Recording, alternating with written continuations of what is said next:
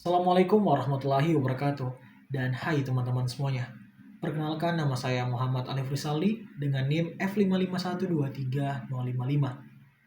Pada kesempatan kali ini teman-teman, saya akan mencoba menjelaskan kepada teman-teman semuanya mengenai perintah join di dalam MySQL. Khususnya inner join, left join, dan right join yang biasanya digunakan dalam mengelola basis data. Selain itu, saya juga akan menjelaskan kepada teman-teman semuanya bagaimana cara mencari nilai max maupun min serta jumlah baris di dalam suatu tabel dalam basis data.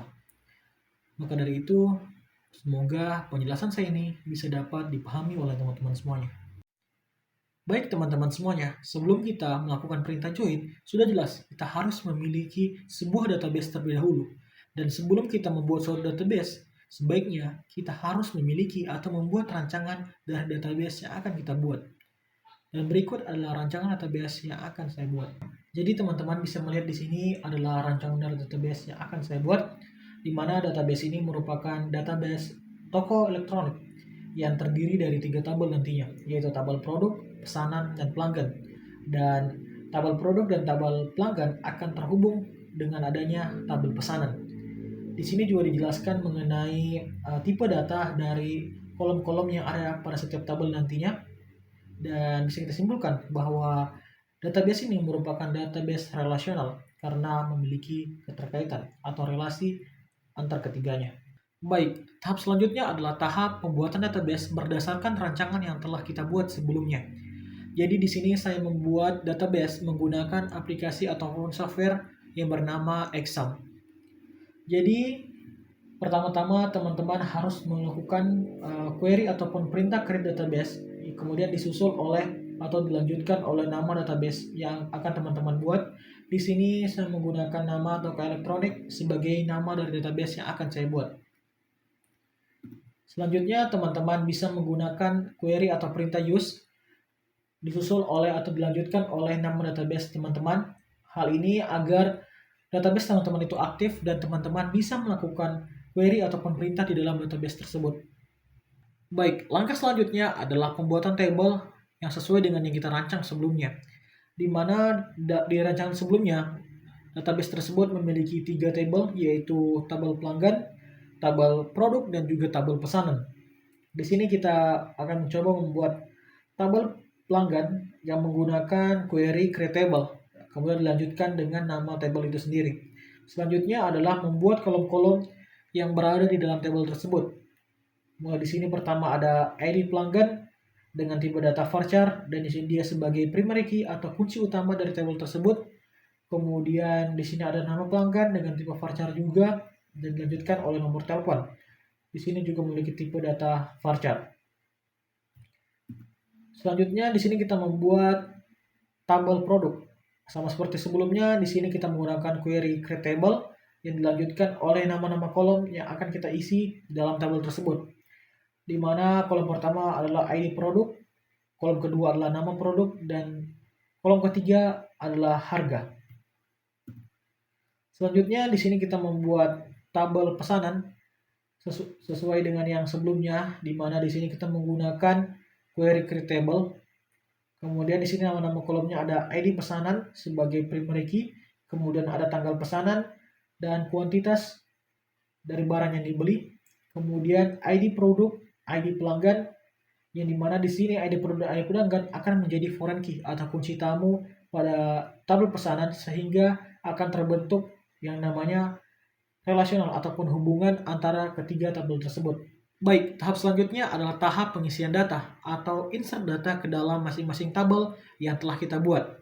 Di sini saya sudah mencoba untuk melakukan pengisian data ke dalam tabel produk, yang dimana di sini kita menggunakan query insert into, yang kemudian dilanjutkan oleh nama tabelnya, lalu nama kolom yang akan kita isi, dan yang selanjutnya adalah data yang akan kita isikan ke dalam tabel tersebut.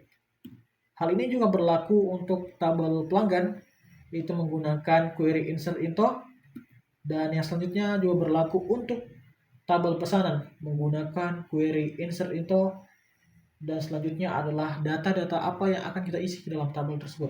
Teman-teman bisa lihat di sini contoh-contoh pengisian datanya. Baik, perintah join yang akan pertama kali kita jalankan adalah perintah inner join. Jadi pada dasarnya teman-teman, inner join merupakan sebuah perintah join yang akan menggabungkan dua set data pada dua tabel yang berbeda. Dan data yang digabungkan di sini hanyalah data yang memiliki kesamaan sesuai dengan kondisi yang telah kita berikan. Jadi pada intinya, data yang akan ditampilkan nanti hanyalah data yang memiliki pasangan, teman-teman. Seperti yang teman-teman bisa lihat di gambar tersebut, di sini saya menggunakan query select yang nantinya berfungsi untuk menampilkan hasil dari perintah join yang akan saya jalankan. Kemudian di sini saya melakukan perintah join antara tabel pesanan dan juga tabel pelanggan dengan kondisi ID pelanggan pada tabel pesanan harus sama dengan ID pelanggan pada tabel pelanggan. Dan teman-teman bisa melihat di sini hasilnya, di mana nama pelanggan yang ditampilkan hanyalah pelanggan yang pernah melakukan pemesanan, dan sedangkan pelanggan-pelanggan yang tidak pernah melakukan pemesanan ataupun melakukan proses pemesanan itu tidak akan ditampilkan, teman-teman. Itulah inti dari proses perintah inner join. Baik teman-teman semuanya, perintah join yang selanjutnya adalah left join. Jadi pada dasarnya teman-teman, left join merupakan sebuah perintah join yang akan menggabungkan dua set data pada dua tabel yang berbeda.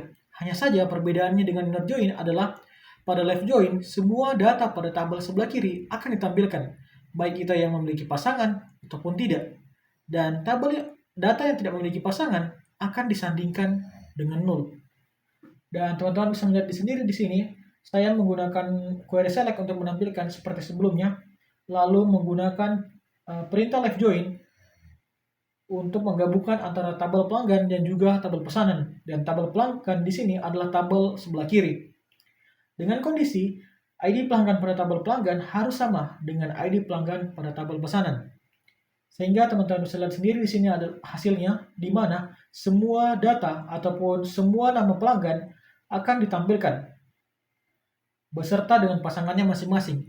Tetapi jika ada data tidak memiliki pasangan, maka dia akan disandingkan dengan nol. Itulah perbedaan antara left join dan inner join. Baik, perintah join yang terakhir adalah right join. Right join sama seperti sebelumnya, adalah sebuah perintah join yang digunakan untuk menggabungkan dua set data pada dua tabel yang berbeda. Hanya saja, apa perbedaan dengan left join? Jadi perbedaannya teman-teman, pada right join, semua data pada tabel sebelah kanan akan ditampilkan teman-teman. Baik itu yang memiliki pasangan maupun tidak memiliki pasangan. Dan data yang tidak memiliki pasangan akan disandingkan dengan nol. Jadi disitulah perbedaannya teman-teman. Jika pada left join, semua data pada tabel kiri akan ditampilkan, sedangkan pada right join, semua data pada tabel kanan akan ditampilkan. Untuk lebih jelasnya, teman-teman bisa melihat pada gambar ini, di mana di sini saya menggunakan perintah select untuk menampilkan hasil dari right join yang akan kita lakukan. Kemudian di sini saya melakukan right join untuk menggabungkan tabel pesanan dan tabel produk dengan kondisi ID produk pada tabel produk harus sama dengan ID produk pada tabel pesanan. Dan teman-teman bisa melihat di sini hasilnya, di mana semua data pada tabel kanan yaitu tabel produk akan ditampilkan teman-teman. Hanya saja data yang tidak memiliki pasangan di sini akan disandingkan dengan nol. Atau pada intinya, baik itu produk yang pernah dipesan maupun tidak pernah dipesan akan ditampilkan. Hanya saja tabel yang produk yang pernah dipesan akan disandingkan dengan tanggal pesanannya atau tanggal kapan produk tersebut dipesan. Sedangkan nama produk ataupun produk yang tidak pernah dipesan akan disandingkan dengan nol. Itulah perbedaan jelas antara inner join, left join, dan right join. Baik teman-teman semuanya, yang akan kita lakukan selanjutnya adalah bagaimana caranya untuk kita menampilkan nilai tertinggi pada suatu tabel, teman-teman. Jadi berdasarkan teman-teman, untuk mencari nilai tertinggi ataupun nilai max pada suatu tabel, kita harus menggunakan sebuah fungsi, teman-teman, yaitu fungsi yang bernama fungsi max. Fungsi max pada dasarnya adalah suatu fungsi yang dapat kita gunakan untuk mencari nilai tertinggi pada tabel ataupun sesuai dengan argumen yang kita berikan pada fungsi tersebut. Di mana di sini saya akan mencontohkannya untuk mencari harga tertinggi dari tabel produk atau harga produk tertinggi pada tabel produk. Di sini saya menggunakan query select, yaitu pada dasarnya untuk menampilkan apa yang akan kita lakukan nantinya. Kemudian di sini saya akan menampilkan nama produknya, lalu saya di sini menggunakan fungsi yang sebelumnya tadi, yaitu fungsi max. Dan apa yang akan kita cari nilai tertingginya yaitu kolom harga sesuai yang ada pada argumen ataupun parameter dari fungsi tersebut. Kemudian di sini saya akan menjelaskannya bahwa kolom harga ini berasal dari tabel produk. Dan teman-teman di sini bisa melihat sendiri hasilnya, di mana akan langsung ditampilkan bahwa produk yang memiliki harga tertinggi adalah laptop dengan harganya yaitu mencapai 12 juta. Baik, sebelumnya kita sudah mencari tahu bagaimana caranya menampilkan nilai tertinggi, maka selanjutnya sekarang kita akan mencoba menampilkan nilai terendah menggunakan suatu fungsi yang disebut dengan fungsi min. Jadi jika sebelumnya fungsi max digunakan untuk mendapatkan nilai tertinggi, maka kebalikannya fungsi min digunakan untuk mendapatkan nilai terendah pada suatu kolom, teman-teman. Jadi di sini teman-teman bisa melihat pada gambar di mana di sini saya menggunakan query select seperti sebelumnya, yaitu untuk menampilkan, lalu disusul oleh fungsi min dan kemudian parameternya diisi dengan harga. Hal ini menandakan bahwa kolom yang ingin kita hitung nilai terendahnya adalah kolom harga yang berasal dari tabel produk. Dan teman-teman bisa melihat sendiri di sini hasilnya adalah 300.000, yang dimana 300.000 merupakan harga terendah dari produk-produk yang ada di dalam tabel produk yang kita buat sebelumnya. Baik teman-teman semuanya, setelah kita menampilkan nilai tertinggi menggunakan fungsi max dan menampilkan nilai terendah menggunakan fungsi min, selanjutnya di sini kita akan mencoba menghitung jumlah baris data pada masing-masing tabel yang sudah kita buat, teman-teman. Jadi untuk mendapatkan ataupun menampilkan jumlah baris data pada suatu tabel, kita menggunakan fungsi yang namanya fungsi count. Teman-teman bisa lihat di sini di dalam gambar ini saya menggunakan perintah select yang sebelumnya seperti yang saya jelaskan sebelumnya untuk menampilkan apa yang akan dilakukan, kemudian dilanjutkan dengan fungsinya yaitu fungsi count. Lalu parameternya di sini diisikan dengan tanda bintang. Ini menandakan bahwa semua kolom itu akan kita hitung baris datanya, teman-teman. Di sini pertama kita akan menghitung baris data dari tabel pelanggan dan hasilnya teman-teman bisa lihat sendiri di sini. Di sini hasilnya adalah 6. Hal ini menandakan bahwa tabel pelanggan itu berisi 6 baris data, teman-teman. Hal tersebut juga berlaku untuk tabel selanjutnya yaitu tabel produk. Di sini saya menggunakan perintah select, kemudian count yang berisi atau parameternya berisi tanda bintang, yang berarti kita mencoba menghitung seluruh jumlah baris data pada setiap kolom pada tabel produk dan hasilnya adalah 6. Inilah menandakan bahwasanya jumlah baris data pada tabel produk itu adalah 6 baris, teman-teman. Hal yang sama juga berlaku pada tabel pesanan. Di sini kita menggunakan fungsi count dan hasilnya adalah 4. Hal yang menandakan bahwasanya tabel pesanan hanya berisi 4 baris data, teman-teman. Baik teman-teman semuanya, hari ini kita sudah belajar banyak hal, mulai dari penerapan inner join, left join, right join, sampai dengan penerapan fungsi min, fungsi max, dan fungsi count. Dan saya harap dari apa yang saya jelaskan, teman-teman, bisa bermanfaat bagi teman-teman semuanya.